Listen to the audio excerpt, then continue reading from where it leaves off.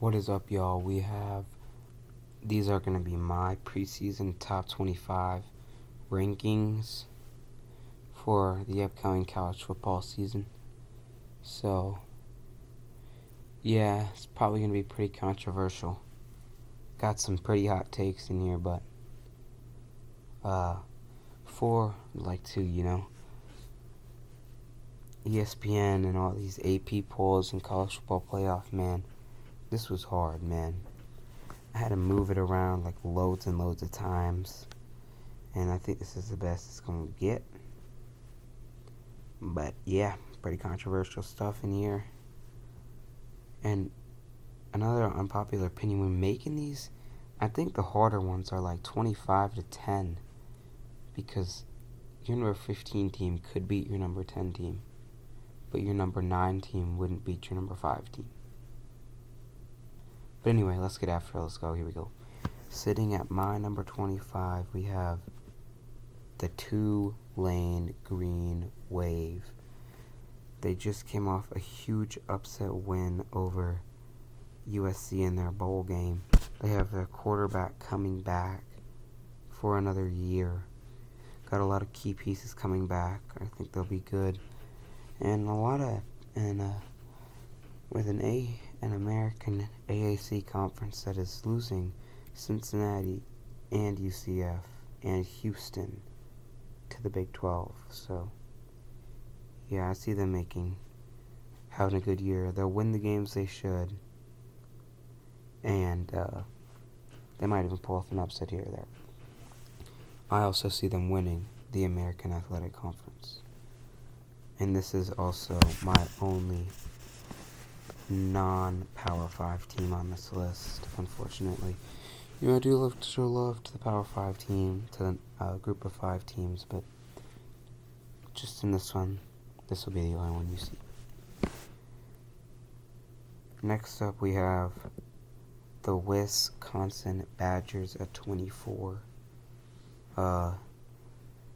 Just for one reason only. You're looking at him right now. Braylon Allen. He is a great running back. He's one of my dark horse Heisman Trophy candidates. He's great there in the softer side of the Big Ten. The real soft side, actually. The side without Michigan, Penn State, or Ohio State. And I think I see them making the Big Ten championship to play one of those three. At number 23, we have the Gators. Got the Gators at 23. They've just run a good recruiting class. Never can count the Gators out. There's some struggles at quarterback. The coach, Billy Napier, he's not my favorite, if I'm being honest. But, whatever, man. 23 for the Gators. Probably going to have another typical Gator season. They're going to go 5-2, 4-3 into that Georgia game. Then once they lose to the Dogs, it's all downhill. But right now I have them sitting at 23. Next up on this list we have the A&M Aggies. And I see some hate coming from this one. Because, they just came off a hideous season.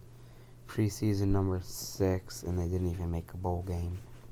Lost to Appy State at home. It was a pretty pitiful season. But I see them going back to their 8-9, 7-5 ways this year. At number 21, we got the Oregon State Beavers. The Beavers, they got this one guy, he goes by the name of DJ Uiagalelei. He was at Clemson for a while. He lost the Dogs. He's pretty bad at Clemson, but I think if you put him in the right system, the right offense, he can thrive. And the Beavers, they just came off a 10-3 season. They beat the Gators pretty bad in the bowl game by like 20-something, 27, I think. They beat the Gators pretty big. So I see them having a good year in the Pac-12. Next up at number 20, we have the Texas Tech Red Raiders. They have had a good year last year. Brought in a good recruiting class for them. Not for like any other schools, but I see them going solid 8-4, 9-3, probably 8-4 in the newly revamped Big 12. But once OU and Texas leave, they could start competing for that Big 12 title. It's not going to mean as much anymore now OU and Texas are out, but whatever. Then at number 19, we got the Home Frogs from TCU. And this is another one. It's going to be a similar theme you see on this list. Got him here for one reason, and one reason only. Even though I don't like his comments that he made about the SEC, being a Georgia fan, but Mr. Sonny Dykes, I mean, what a guy. I mean, great coach. What a guy. They're probably going to have a little bit of a down year, seeing as they made the championship last year, but, that's alright. And they will definitely not make the Natty again, mark my words. If they make it, I'll just sell my whole bank account. I'll sell everything I own, because they're not going to. At number 18, continuing a third Big 12 team in a row, we got the OU Sooners. And this is where I see some controversy starting here. I mean, they have Dylan Gabriel coming back. Venables, I was praising him last year, and he disappointed me. He's supposed to be a big defensive guy, but their defense was one of the worst in the country. But I see it being better this year. See them doing a lot better than they did last year, because last year they went 6-7. And at number 17, number 17, we got the Fighting Irish. Man, oh man, oh man, oh man. We have Notre Dame.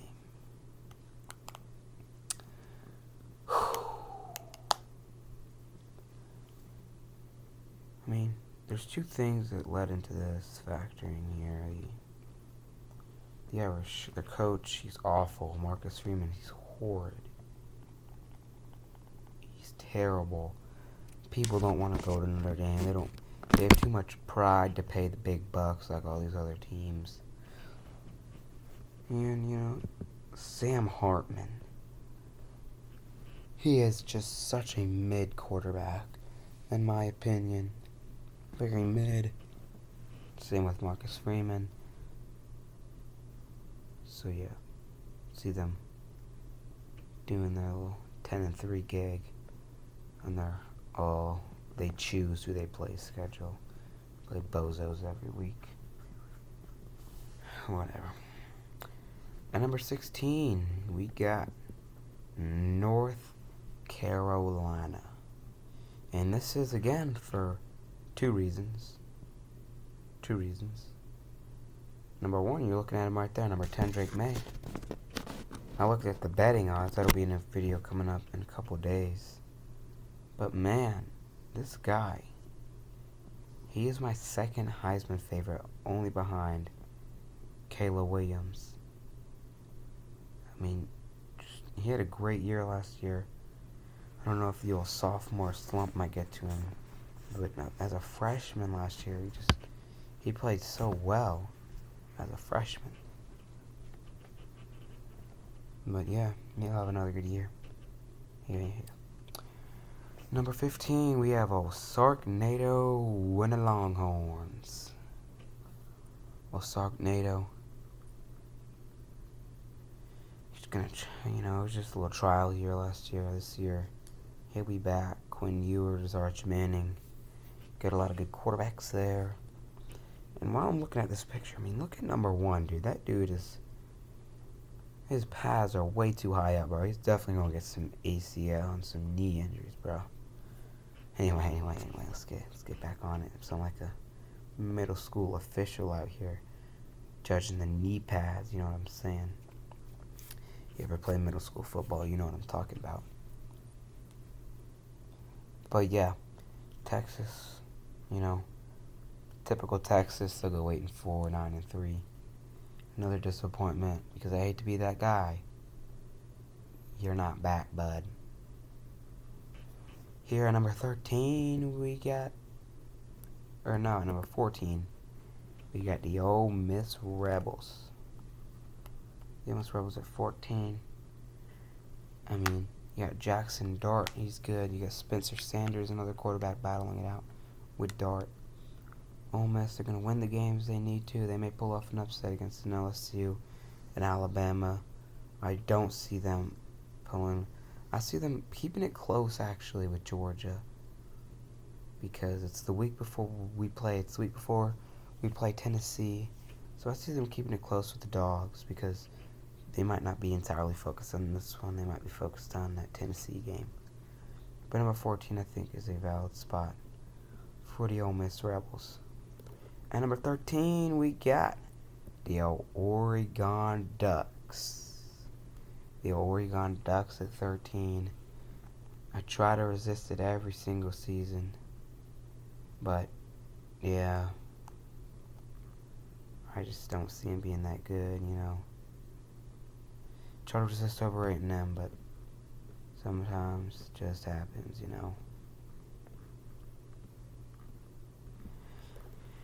Anyway, we saw what happened last year. They lost to Georgia by 46 in the opener. Same thing would happen if they played us this year. So, yeah, 13's fine. At number 12, we have the Utah Utes. I actually have them tied with the Florida State Cinnamon Rolls. I don't know where the picture for the Cinnamon Rolls went, but it's not here. But the Cinnamon Rolls in Utah, I got them both sitting there at 12. I couldn't pick one, so I just put them both here. And I know, I'm going to get a lot of hate for this one. Because they did beat USC twice last year. But yeah, 12 is a valid spot for them. Next up at number, and the Cinnamon Rolls, Jordan Travis.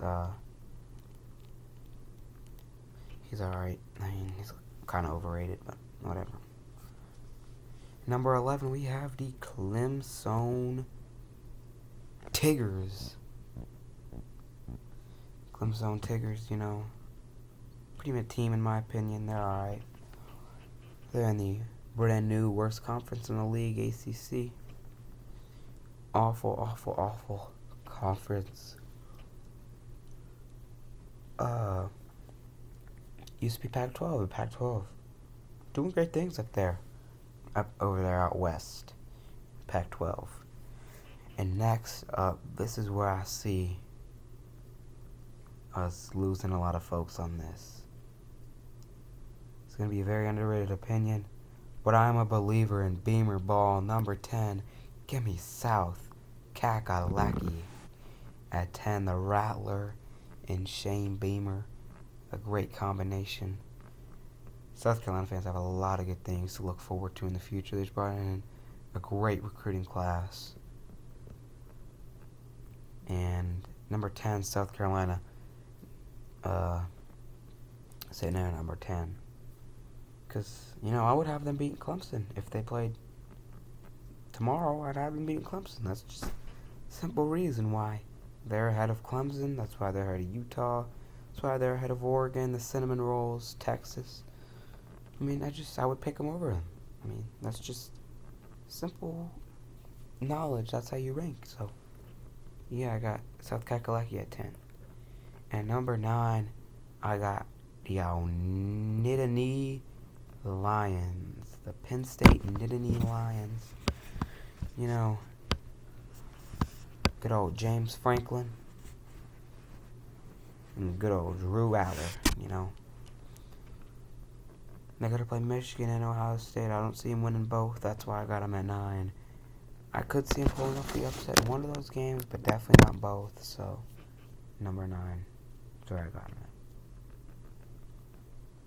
Number 8. This is where I see a lot of people. Again, I got a good old Michael Penix and the Huskies. Good old Washington Huskies at 8. Penix, another dark horse Heisman. Penn State and Washington, 2 of my dark horse teams to make the college football playoffs. Penn State is going to have to do some amazing things. Going to have to beat Michigan and Ohio State to even make that Big Ten championship. Because the team that don't make the Big Ten championship, they're not going to make the playoffs. Sorry, that's just how it is. The only conference that could do that, have a team that didn't make their championship, is the SEC. So you just got to face the reality. That's how life is. You know what I'm saying? That's just how college football goes. But Washington, I see them. They could make a push for the Pac-12 title. Got to play Oregon, though, you know. So we'll see about that. At number 7, we got good old Brian Kelly and the LSU Tigers. At number 7. I mean, it's just a simple fact. They're back, man. The Tigers are back. I got a great linebacker in Perkins. Jaden Daniels coming back. Got a great offense, good defense. Tigers at 7. I could see them also making the college football playoffs. But one thing they might have to do, unless they run the table in the regular season, they're going to have to beat Georgia. Or Tennessee. We'll get to that in a minute, though. And at number 6, this is where I see some death threats coming from one of the most passionate and most annoying fan bases in college football. At number 6, we got good old Fraud Day in the Ohio State Buckeyes. Take it in. I know you're surprised, but Ryan Day, he's just a fraud, man. He is a big fraud, and you gotta play the Irish in South Bend. Then you gotta go to the Big House and play Michigan.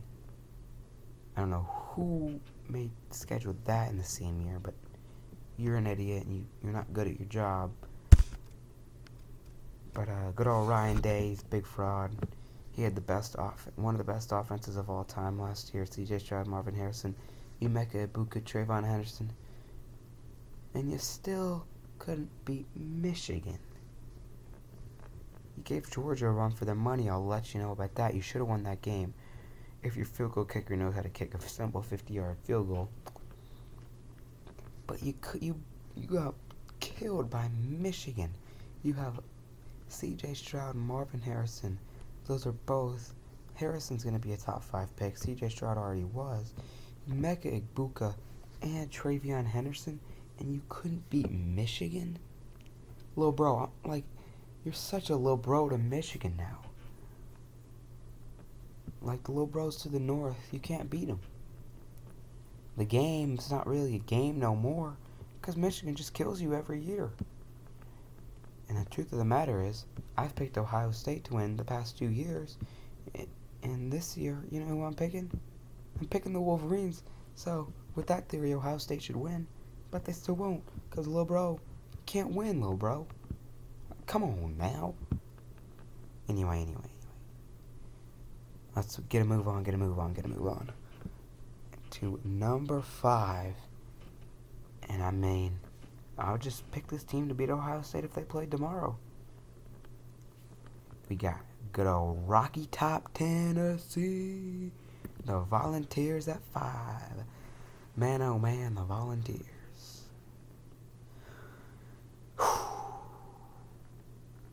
I got them beating Georgia. I'm going to just say it right now.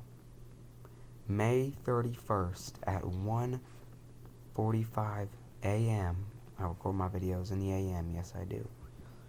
Because, I'm a late night type of guy. I got them beating Georgia. I really do. I really, truly have them beating Georgia. You know why? It's just simple. It's going to be on Rocky Top. The Dogs just finished playing Ole Miss. And they're going to need this game to stay alive because they're going to lose to Alabama already. So Josh Heupel, one of the best coaches in college football right now.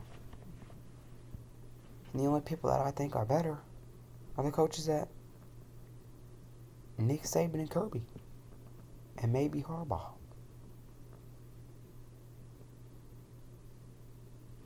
But anyway, I got Tennessee at 5. They're going to lose to Bama. They're going to beat Georgia. They're going to make the SEC championship. And they're going to lose to Bama again and let Georgia sneak in that playoffs. But that's just what I'm saying on May 31st. So, whatever. A lot of things can change from May 31st to November whatever when we play Tennessee. And next up on this list, at number 4, is where I see another surprising one. I got good old Kayla Williams and Lincoln Riley in the Trojans of USC. And it's just simple. They got Kayla Williams and Lincoln Riley. It's not hard when you see players like that, and they just got one of the best D tackles in college football, Bear Alexander, transferred from Georgia. I mean, your defense was hideous last year, but you got all these transfers coming in. I got them making the playoffs. I got them win the Pac-12, make the playoffs, going undefeated. I mean, come on, dude. It's Caleb freaking Williams. He's a magician. You need any throw on the field, he'll make it. You need any run on the field, he'll make it. Anyway, let's get back on track. Number 3, you got good old Michigan. The Wolverines at 3. And I'm just going to say right now, I got them losing to the number 1 and number 2 team if they play right now. I just do it. I might even have them losing to Tennessee. I just haven't seen enough from Joe Milton. And even if he turns out to be a bust, I got Nico Emil by the sideline. Whatever. I'm not going with names, you know what I'm saying? But they got Nico. You know, Michigan, J.J. McCarthy, Blake Corum, the Edwards running back, that dude, he's good. The defense, it's alright. I mean, that's your one soft spot is your defense. But you don't really need a defense when you play in the Big Ten. It's one of the sorriest. I mean, they got the best. No, I wouldn't say that. They don't have the best high teams. That's still the SEC with Georgia, Bama, Tennessee, LSU. But Michigan, Ohio State, Penn State in second. They do have the hardest division, though. The Big Ten. I don't know if it's East or West like the SEC. I'm not an avid Big Ten watcher. But it's like the one with Ohio State, Michigan, and Penn State. And that's the hardest division in college football. If you're in that division, you're a fan of that team, I feel bad for you because you got to watch your team play. At least 2 of them every year, maybe even 3. Anyway, let's get a move on. And number 2, we got good old Alabama. Alabama at 2, and I mean, it's just a simple fact. They just brought in the greatest recruiting class ever in the history of the sport. And you got Nick Saban. I mean, you can never count him out. You got Nick Saban. The quarterback situation is the only thing I'm concerned about for this team. You just got to figure out who your guy is. If it's Jalen Milroe or Ty Simpson, either one, you just got to figure out who your guy is. Got to get that quarterback situation figured out. And you got it. Complete team with all these. I think they brought in like 12 or some 5-star recruits in 2023. That's more than we've seen ever. I think they brought in 12. The Dogs brought in 7. But that's more than they brought in any team ever. Brought in that many in one class. That is absurd. Anyway. But the 2024 class, it's struggling right now. They need to do something to get that up there. At number 1, we got the good old back-to-back Dogs, baby. How about them Dogs? People gonna say, oh, you look at how many players you lost, but that's what they said a year ago. I mean, this team that's coming up, I think it might be better than the 2022 team that ran the table for 15-0. We haven't lost a game since December 4th, 2021. So, and that game was like a scrimmage. It didn't matter. We were still making playoffs either way. So, yeah, we just wanted to low-key get a harder playoff game. Even though we beat Michigan by like 100 points, but it doesn't matter. Michigan's a fraud. Big Ten's a fraud conference. They can never win a big game. But it doesn't matter, whatever. Yeah. And that's it right there. Dogs at 1. Not much to say. Back looks amazing. Vandergrift looks good. Stockton, he looks alright. Still needs to be developed. My only one concern with the Dogs, why would we put Mike freaking Bobo as the offensive coordinator? I mean, he's so predictable. He runs it up the middle. Then he runs it up the middle again. Then it's 3rd and 8, and he's got to throw it, and it's incomplete. Like, that's what happened back in the day when we had Gurley, Aaron Murray, Matt Stafford, Bobo. Oh, goodness, I don't like Bobo at all. Gosh, Monken, I wish you stayed. Monken. But you know what? That's how it is. You lose Lenning, then you lose Monken. What are you going to do when you're the best team in the world? I don't know what you're going to do. It's alright, though. That'll be it, though, for today's video. Thank y'all for tuning in. Thank y'all for watching. If you did enjoy, please hit like. Please hit sub.